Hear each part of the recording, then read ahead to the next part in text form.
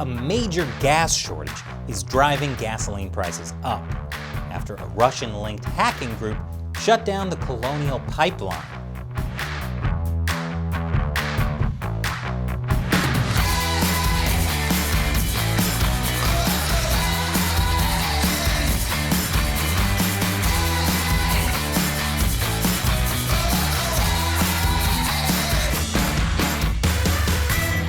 Welcome to America Uncovered. I'm Chris Chappell. And hey, if you're watching this and you aren't subscribed, please consider subscribing. It's a huge help to the show. So, we're almost halfway through 2021. And can I just say how much better it is than 2020? Last year, we were cowering in our homes, afraid to breathe, and hoarding toilet paper. Unless you were in Florida.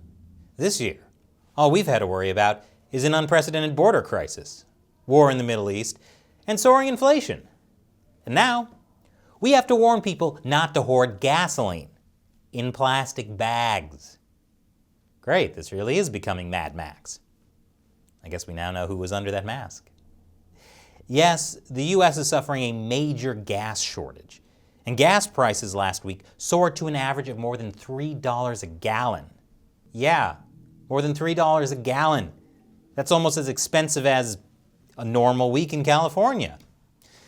But there's no schadenfreude for California. They're paying up to $6 a gallon. The reason gas stations are running dry is because of a cyber attack on one of America's largest pipelines. It's called the Colonial pipeline, a 5,500-mile oil pipeline that carries fuel between Texas and New Jersey. It mostly provides gas for the East Coast. Come on, people, we knew colonialism was a bad idea. On May 7th, the Colonial pipeline was hit by a ransomware attack. That's a type of malware that locks up a victim's files until the victim pays a ransom to get it unlocked. Which apparently Colonial Pipeline did. Because that's a good idea. In fact, the entire way Colonial Pipeline has handled the hack has been insane. And it turns out the hack did not actually stop the flow of gas. Nope. They didn't actually hack the pipeline or the software that controls it. The hackers targeted Colonial's corporate IT network, specifically Colonial's automated billing system. In other words, Colonial Pipeline preemptively shut down its pipeline operations because it had no way to bill customers. So there was plenty of gas this whole time.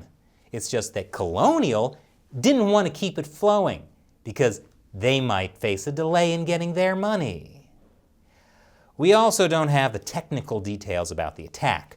Colonial's very tight-lipped about it. They didn't even notify the Homeland Security Department's Cybersecurity and Infrastructure Security Agency of its ransomware incident. I mean, that might make Colonial look bad.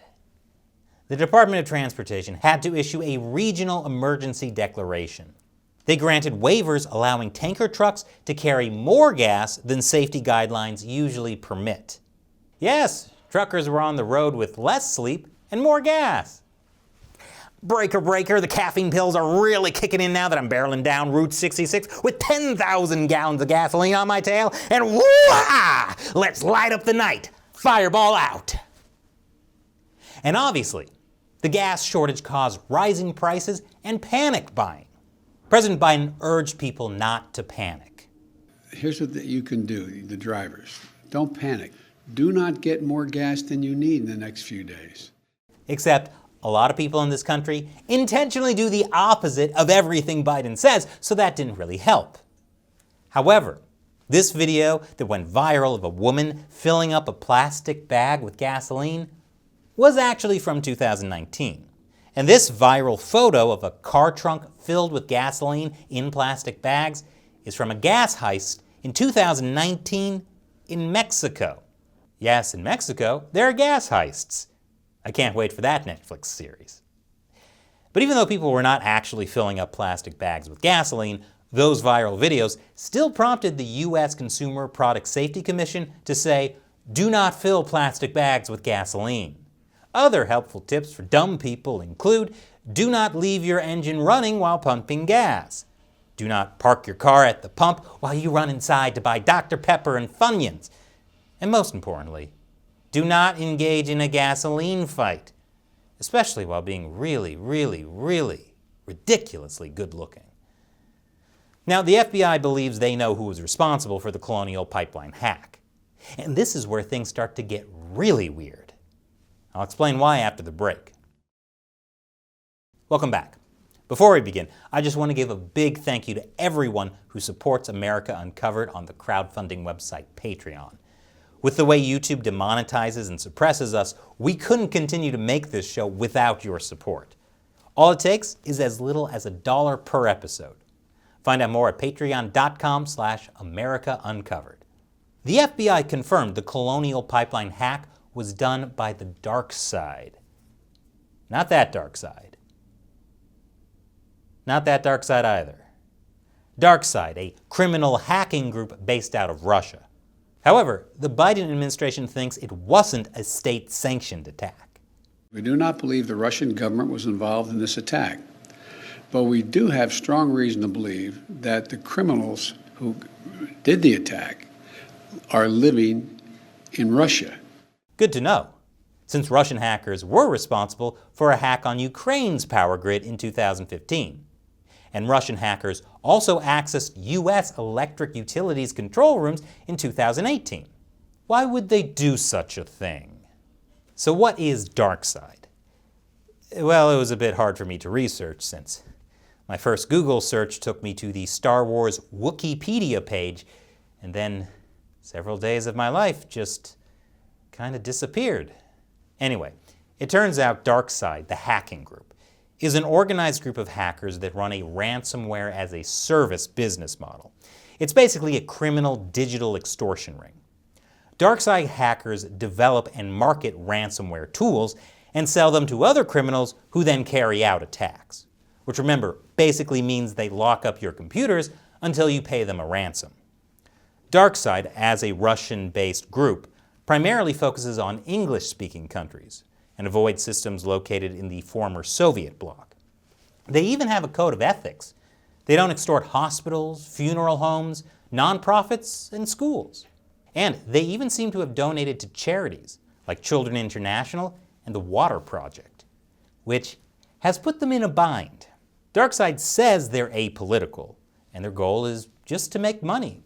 So, kind of like Wall Street. But unlike Wall Street, they apologized for what they did. Yeah, get this. DarkSide is sorry for the pipeline hack. They didn't mean to create problems.